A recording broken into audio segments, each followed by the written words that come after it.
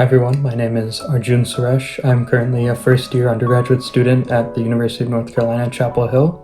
So to begin, I was born to a family with mixed religions. So my dad is a Christian and my mom is a Hindu. But on my dad's side of the family, they had all grown up Hindu, but my dad ended up being the first convert in our family to Christianity.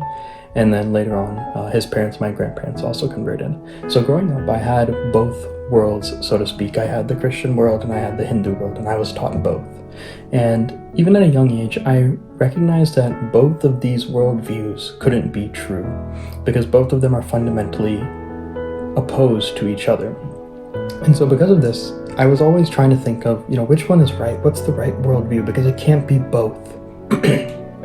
And stemming from this, I started doing more research, just looking at things, reading things online, and just trying to figure out what is the real answer here.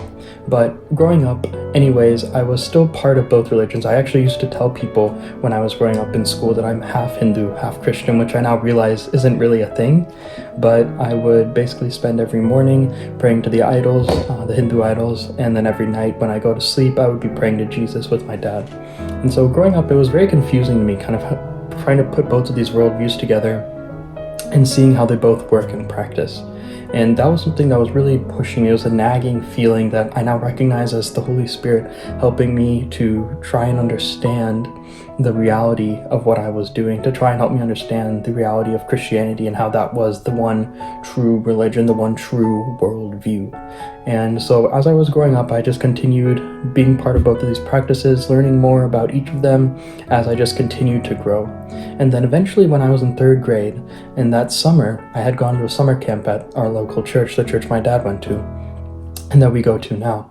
And in that summer camp, they had always, every year, they have always asked people to give their lives to Jesus if that's what they felt. And these were all elementary school kids through middle school kids. It was very young kids, and they would always ask them, if you believe in Jesus, raise your hand and be saved. And so in that time, it was actually the very first time I had gone to the summer camp. In that summer, they had asked the same thing.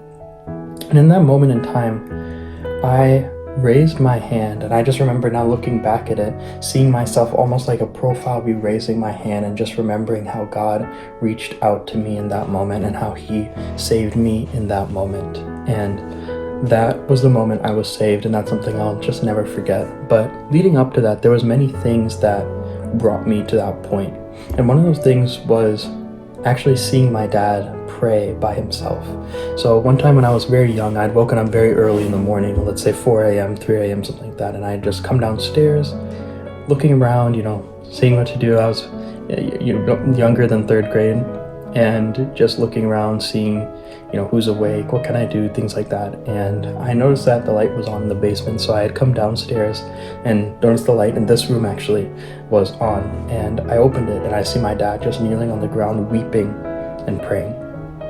Now, I had seen a lot of different religious things on both the Hindu side and the Christian side. I'd been to church, I'd seen people in temples, but I had just never seen this type of devotion, right? I'd never seen somebody just weep and cry in the presence of God. And that's something that just never left me. It was a lasting impression that just stuck with me year after year after seeing that. And that was something that really helped me understand, there's something deeper here when it comes to Christianity. It's not just rote religiosity. It's not just, I have to pray, I have to read the Bible, I have to do this. It's not have to, it's the Christians, the people who believe in Jesus, want to do all of these things because they're fulfilled in this, because they know they're worshiping the one true God. And that's something that just stuck in my mind and still sticks in my mind. So after seeing my dad pray like that, I was just amazed, and I knew that's what I wanted, right? I was seeking all these years, I was looking for the real relationship with God. Growing up, I always knew that there was a God. There was never really a point in my life where I thought, oh, there's not a God, and just believed in atheism. Instead, I always knew there was a God, but what I was trying to find is which religion was actually worshiping the true God, which religion had it right.